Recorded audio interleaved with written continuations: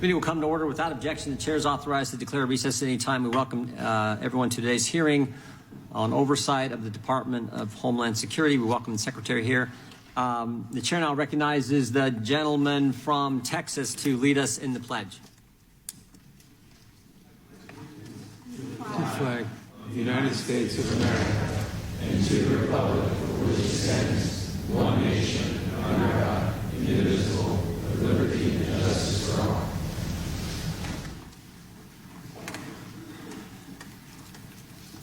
Chair is now recognized for an opening statement. After 2.5 years of the Biden border crisis, here's what administration officials have told us. The Biden administration's policies have led to more national security threats. The Biden administration policies make it less likely that enforcement actions will be taken against criminal aliens. ICE officers have been reassigned from their duties, locating and arresting aliens, to simply processing illegal border crossers if they report to ICE, as they were ordered to when they were released at the border. ICE officers are attempting to arrest fewer aliens because of the Biden administration's enforcement priorities memo. According to the IG, we know that even aliens who illegally cross the border are on the terrorist watch list can be released into the United States, free to board an airplane and head to the U.S. city of their choice. We know that the record numbers of illegal aliens, terrorists, and fentanyl have crossed our southwest border during the 2.5 years of this administration. And we know that not only are communities on the southwest border overwhelmed, but so are cities 2,000 plus miles away from the border. With the current rate of removals and the current number of non-detained aliens who have been ordered removed from the United States at over 1.2 million, it would take 20 years for removal of those individuals. Criminal aliens who could have been removed under previous administrations are likely not subject to removal today under the Biden administration. And we know that Border Patrol does not specifically check the home country criminal history of aliens it encounters at the border. We know that the Biden administration's open border policies have led directly to the deaths of Noah Rodriguez and Kayla Hamilton, the violent assault of a teenage girl in Alabama, and the victimization of countless other American citizens. We know that this administration repeatedly violates the law under the guise of instituting safe, orderly, and humane policies. But nothing about the Biden administration's policy is safe, orderly, or humane. In fact, there have been more than 5.6 million illegal alien encounters across the southwest border since the start of the Biden administration. And that doesn't include over the 1.5 million gotaways. Millions of foreign nationals have indebted themselves to the smuggling cartels to get to this country. Millions of foreign nationals have subjected themselves to assault, robbery, or worse on the way to the border because they know that more likely than not, they will be allowed to stay in the United States once they get here. I know that today Secretary mayorkas is going to try to paint a rosy picture of this disastrous mismanagement of our border, but the numbers don't lie. As of June, border encounters were down from record highs of 252,000 to 145,000. Only this administration and my Democrat colleagues would call it a success when monthly encounter numbers are near 150,000. In fact, from fiscal year 2014 to the beginning of the Biden administration, there were only 4 months with an apprehension number higher than 100,000. But under the Biden administration, there have now been 29 straight months, 29 months in a row with more than 100,000 illegal encounters on our borders. DHS was created in the wake of September 11th, 2001, to deal with after the terrorist attack. It was created to help ensure American safety. Admittedly, this is an enormous task, and it is one in which this secretary has completely failed. Instead of building off the previous administration's success, this administration has abandoned any semblance of border security and immigration enforcement. And Americans are paying the price, and they demand accountability. With that, I yield to the ranking member, the gentleman from New York, for an opening statement. Thank you, Mr. Chairman. Mr. Chairman, we are once again far afield from the work this committee should be doing. The Department of Homeland Security was born in the wake of the September 11th attacks and exists to protect our nation from new and emerging threats. That work is serious business. And in years past, under the leadership of chairmen of both parties, when we welcomed the Secretary of Homeland Security into this hearing room, we took our responsibilities seriously. To be sure, some of the questions we posed in those past hearings were tough. Debate is often heated when we discuss important topics like immigration and the security of the nation. But our work on both sides of the aisle was grounded in a good faith effort to advance the mission of the department and to keep our country safe. How times have changed. A few weeks ago, desperate for votes on the debt ceiling deal, Speaker McCarthy promised the extreme MAGA wing of his party that they could pursue the impeachment of Secretary Mayorkas. As Representative Marjorie Taylor Greene put it, if she was going to vote for the debt ceiling bill, she wanted some, quote, dessert. As she so eloquently put it, everyone loves dessert, and that's impeachment. Someone needs to be impeached. Like many of her colleagues, she seemed not to care who was impeached, so long as they could engage in the political exercise of impeaching somebody in the Biden administration. She singled out Secretary Mayorkas as, quote, the lowest hanging fruit. And unfortunately, as we have already heard from the chairman, today's hearing will not be about legitimate congressional oversight or finding out the facts. Instead, the chairman and his colleagues in the majority will use today's hearing as a predicate for a completely baseless attempt to impeach Secretary Mayorkas. They will do so at the behest of the most extreme MAGA Republicans. It will be one more exercise in political theater for the right-wing outrage machine before the August break. And sadly, the outrage will be entirely evidence-free. Don't just take my word for it. In October 2022, before the Republicans took the majority and before any investigation had started, Chairman Jordan said that Secretary Mayorkas deserves impeachment. More recently, he said, quote, it is not a matter of if, it's a matter of when. That's right. Who needs high crimes and misdemeanors? Chairman Jordan thinks the DHS Secretary should be impeached because he, quote, deserves it. To be clear, Republicans have not established any legitimate grounds to impeach Secretary Mayorkas. They have not uncovered evidence of wrongdoing or malfeasance of any kind. They have policy disagreements with the Secretary, and so do we. But policy disagreements and personal grudges are not a basis for impeachment. Throughout this hearing, you will hear more of the same bogus claims that we've been hearing for the past 6 months. Some of it dangerous, some of it petty, none of it true. First, Republicans will say that as a result of a, quote, invasion of migrants at our southern border, we no longer have a country. Second, they will say that Secretary Mayorkas opened our borders deliberately and is willfully violating our immigration laws. Third, they will say that all migrants are suspect because they are smuggling drugs, especially fentanyl, across our southern border. And fourth, they will say without evidence that Secretary Mayorkas lied to Congress. Not one of these claims is true. Let's address each one in turn.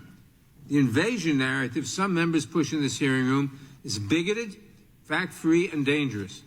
Next month, we will commemorate the 4th anniversary of the El Paso shooting.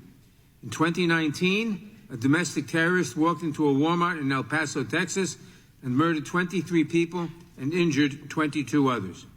He posted a hateful and racist manifesto online prior to the attack, espousing white nationalist theories like the Great Replacement theory and claiming that there was a, quote, Hispanic invasion. He told investigators that he was targeting Mexicans. We can draw a straight line from the hateful rhetoric we hear from some congressional Republicans to that horrific tragedy. Our words matter. I implore my colleagues to be careful about how we discuss these issues today. And I hope we can stick to the actual facts. Opened our borders? The reality is that Secretary Mayorkas is aggressively enforcing our immigration laws. The administration has issued a new asylum regulation that just yesterday a court determined was too restrictive.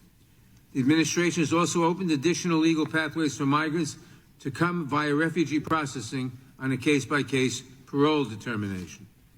No matter what you think of these policies, they appear to be working. As of now, border numbers are at their lowest point since February 2021, with border apprehension numbers down 70% from where they were just 10 weeks ago. Further, the Biden administration has deported or expelled over 2.5 million people in the last 2 years. This is nearly as many people as President Obama deported in his entire 8 years in office. These are not the policies of an open border or an administration not executing our laws. They are the opposite. As we have discussed, drugs are, in fact, coming into this country. However, as every expert seems to agree, they are coming largely through ports of entry. And according to CBP's own data, they are being brought in overwhelmingly by U.S. citizens. And lastly, no, the Secretary did not lie to Congress. Nobody believes that Secretary Mayorkas knowingly and willfully misled Congress during last year's testimony. And any assertion to the Congress is flat out false. Thank you for being here today, Secretary Mayorkas. I hope the good men and women of the department will not be disheartened by what they hear today. I have confidence that they will not let these baseless attacks deter them from their commitment to the work that is so essential to the safety of our nation. And with that, I thank the chairman and I yield back. Gentleman yields back without objection. All of the opening statements will be included in the record. We will now introduce today's witness, the Honorable Alejandro Mayorkas. Mr. Mayorkas is Secretary of the Department of Homeland Security. He was sworn in on February 2nd, 2021. We welcome our witness and thank him for appearing here today. We will begin by swearing you in. Would you please rise and raise your right hand? Do you swear or affirm under penalty of perjury that the testimony you're about to give is the truth and to correct to the best of your knowledge, information, and beliefs, so help you God? Let the record reflect that the witness has answered in the affirmative. Mr. Mayorkas, you know how this goes. You've done this several times. You get approximately 5 minutes for an opening statement. We know we got your written statement last night. I read through it, but we'll look forward to your remarks, and then we'll go right into questioning. Thank you very much, Mr. Chairman, Ranking Member Nadler, distinguished members of this committee. I'm immensely proud to be here to discuss the work of the United States Department of Homeland Security.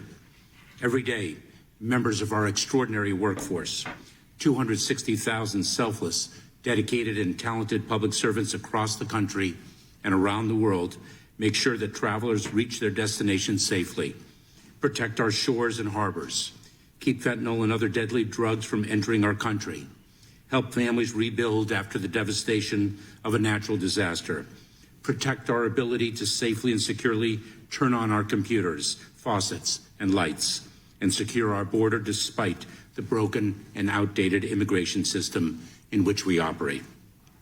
These heroic men and women are meeting challenges that have grown more complex and dynamic throughout the 20 years since our department was established. As the threats have evolved, so too has our department, innovating and advancing as we secure our homeland and keep the American public safe. We are leading an unprecedented effort to interdict the flow of fentanyl into our communities, which has escalated for more than 5 years.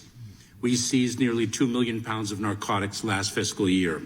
Operations Blue Lotus and Four Horsemen alone stopped nearly 10,000 pounds of fentanyl from the U.S., led to 284 arrests, and yielded invaluable insights into the transnational criminal organizations wreaking this death and destruction on our communities.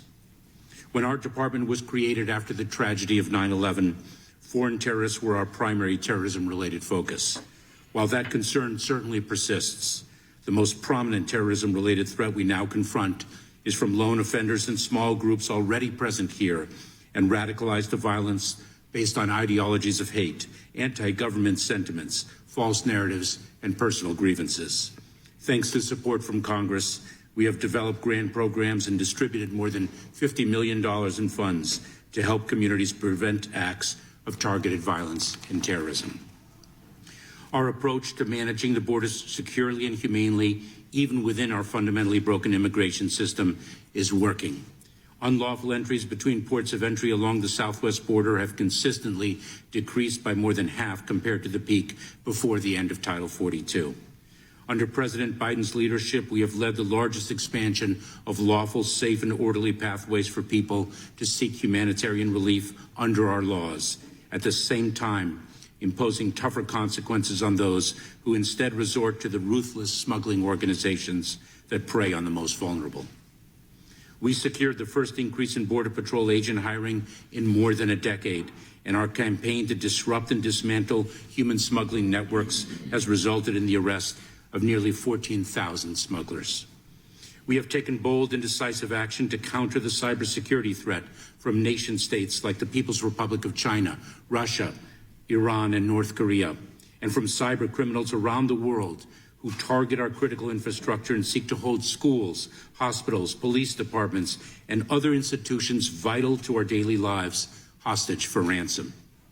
We have seen the recent devastation that increasingly severe and frequent extreme weather events have brought to Kentucky, Florida, Vermont, Oklahoma, New York, and many other states.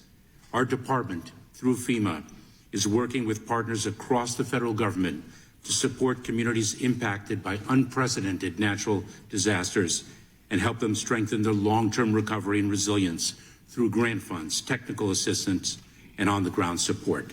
This and so much more. The DHS workforce does all of this with honor, integrity, and the resolve to safeguard our people, our homeland, and our values.